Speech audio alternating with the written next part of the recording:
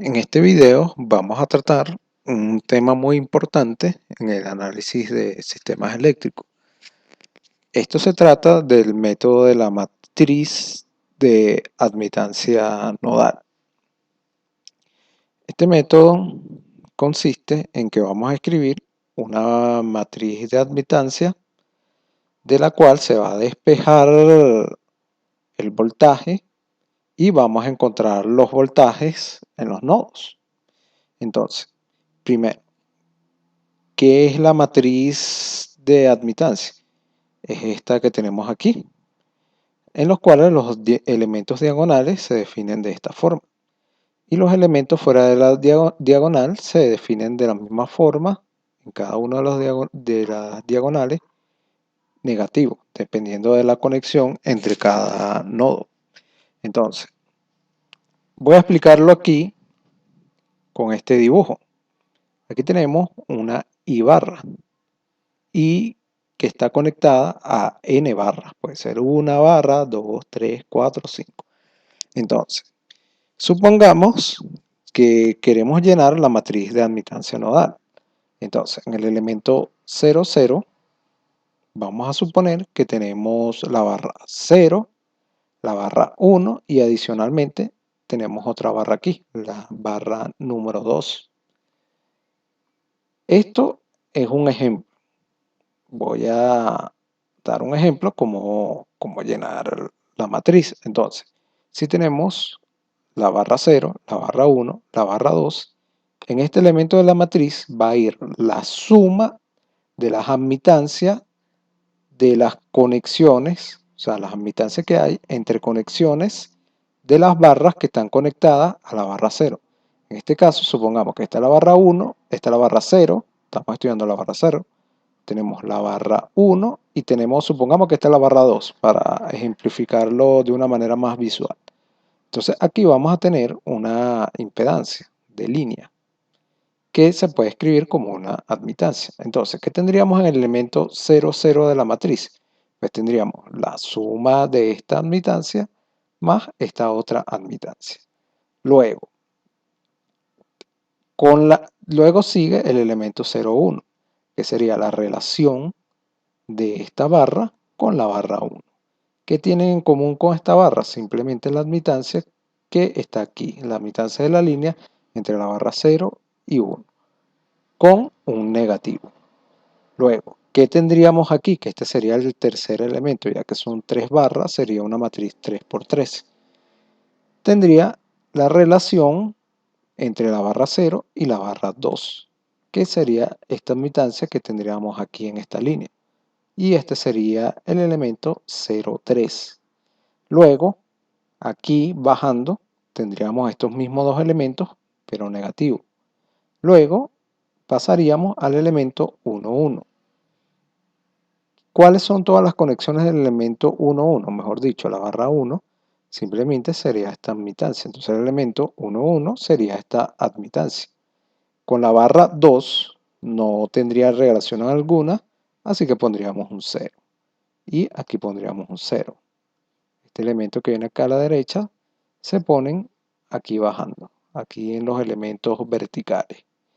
Luego, para la barra número 2, estaríamos aquí, el cual tendríamos que ver cuáles son los elementos que interconectan esta barra, que sería simplemente la admitancia entre la barra 0 y la barra 2, que sería el elemento que estaría aquí. Y así tendríamos una matriz de admitancia 3 por 3. Está claro que todo esto depende de la configuración del sistema que tengamos. Si tenemos más barras, tenemos más conexiones, tenemos que ver, tenemos que pararnos en cada elemento diagonal es un elemento representa las admitancias que están conectadas a cada barra. Tenemos que ver la sumatoria, tenemos que escribir la sumatoria de todos los elementos que están conectados a esa barra, todas las admitancias. Y luego vamos viendo la relación de cada barra respecto a las otras. Y así es que se llena la matriz de admitancia. Luego se asume un nodo como el de referencia, generalmente el nodo 0. Se invierte entonces la matriz de admitancia la admitancia nodal para determinar la matriz de impedancia nodal. ¿Qué quiere decir esto? Que aquí tenemos la matriz, aquí tenemos la ley de Ohm escrita en matrices. Tenemos IN, tenemos la admitancia por BN, que será el voltaje. Entonces, ¿qué queremos hacer? Recuerden que la admitancia se define a 1 por la impedancia. Entonces, ¿qué queremos hacer? Queremos despejar esta matriz que es el voltaje. Para ello se aplica la inversa a la matriz de admitancia. Entonces tendríamos esto que tenemos aquí.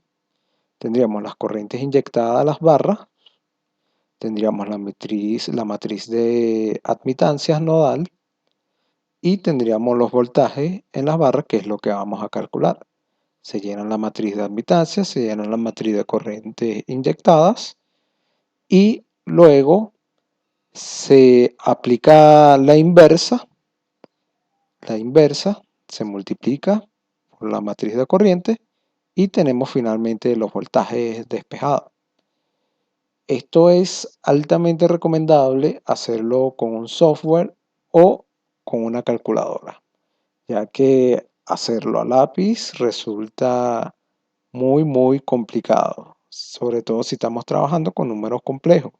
Estamos trabajando con coordenadas rectangulares, coordenadas polares, debemos escribirlo en una matriz, luego invertirla. De verdad que es imposible hacerlo a lápiz. Y a estas alturas ya deberíamos saber cómo manejar una calculadora. En mi caso yo uso el HP 50G y hacer esta operación es relativamente fácil.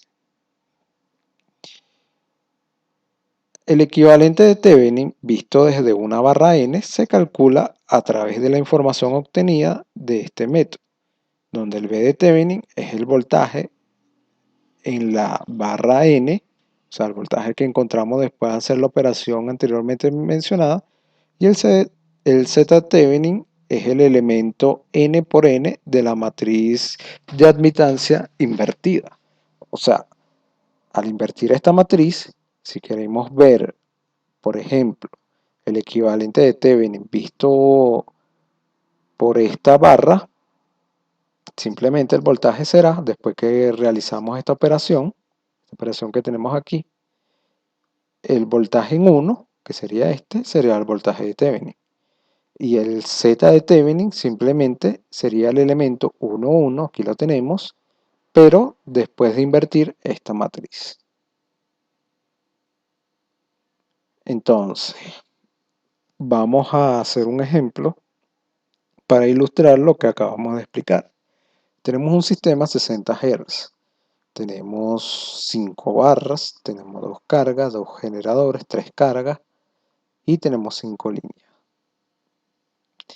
Estos ejercicios son altamente recomendables que la persona interesada en el ejercicio lo haga en el papel de manera detallada para evitar alguna confusión, ya que voy a explicar de forma general cómo se aplica este método, el método de las admitancias nodales. Aquí tenemos los datos del sistema. Tenemos los generadores, tenemos la inductancia de los generadores, lo tenemos escrito de esta forma que ya la conocemos. Tenemos las líneas, cada una son líneas cortas, ya que son de 8 kilómetros.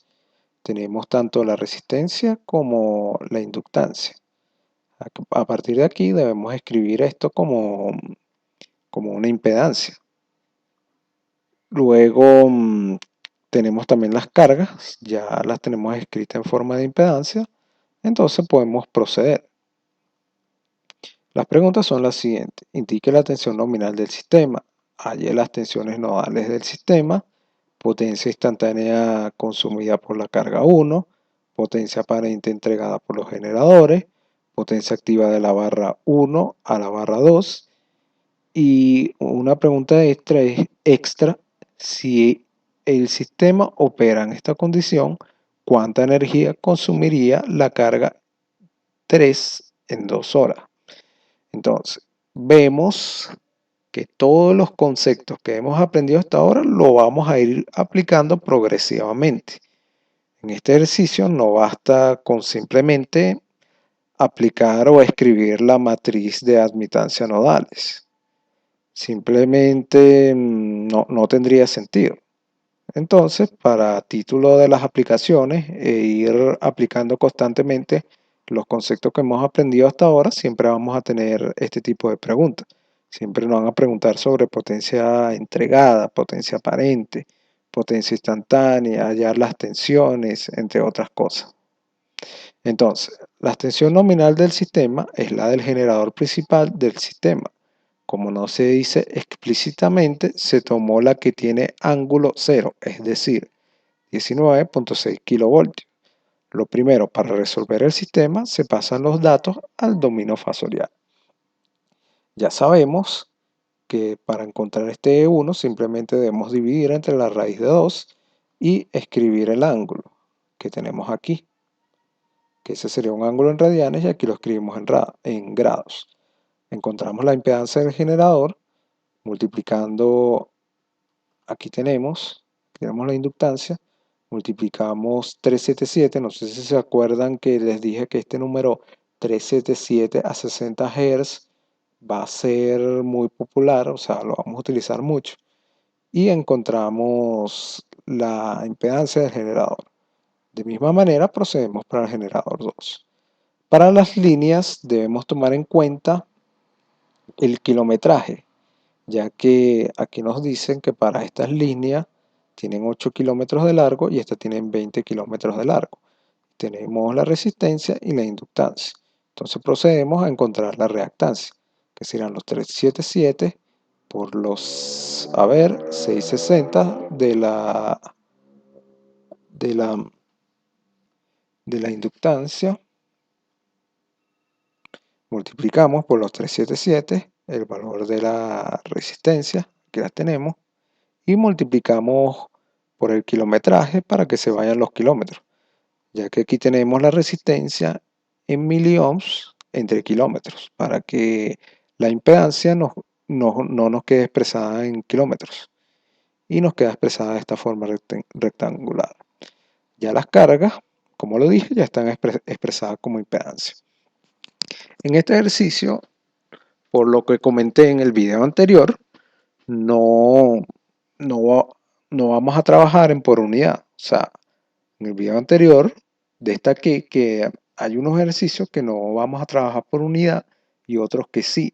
Esto depende de la bibliografía utilizada en los ejemplos que pongo en mis videos. Entonces, lo que sí va a ser obligatorio, que utilizaremos el método por unidad cuando hablemos de transformadores. Cuando hablemos de sistemas con transformadores, ahí sí es verdad que tenemos que utilizar a juro el método de por unidad. En este caso, en este ejercicio no. Ahora se procede a calcular la matriz de admitancias nodales. Aquí tenemos la YBUS y esto se hace por inspección. Tenemos la barra 1. Vemos cuáles son las admitancias que tocan, digámoslo así, la barra 1. Tenemos 1, 2 y 3. Aquí tenemos 1, 2, 3. Luego, ¿cuál es la relación de la barra 1 con la barra 2? Pues esta admitancia con signo negativo. Aquí la tenemos. Luego, la barra 1 no tiene ninguna relación con la barra 3, así que colocamos un 0. Con la barra 4 sí tiene relación, que sería 1 sobre ZL1. Y con la barra 5 sería 0. Como lo indiqué, aquí ya tenemos llena la primera fila de la matriz de admitancia nodal. Luego, para llenarla más rápido, estos términos que tenemos aquí lo copiamos de forma vertical debajo del elemento 1,1 de la matriz. Luego procedemos de segunda forma, ya este sería el elemento 2,2, que haría referencia a la barra 2. Aquí vemos cuáles son todas las admitancias que conectan con la barra 2. Tenemos la de la carga, la de la línea 4 y la de la línea 2. Aquí la tenemos. Luego vemos cómo se relaciona esta barra con las demás barras. Ya sabemos la relación con la barra 1. Faltaría ver la relación con la barra 3, 4 y 5. Y luego estos términos los copiamos de aquí de manera vertical y así sucesivamente con las demás barras. Nada del otro mundo hasta ahora. Lo que sí debemos tener consciente, lo que debemos estar conscientes es que si nos equivocamos modelando estas impedancias, pues ya tendremos todo malo.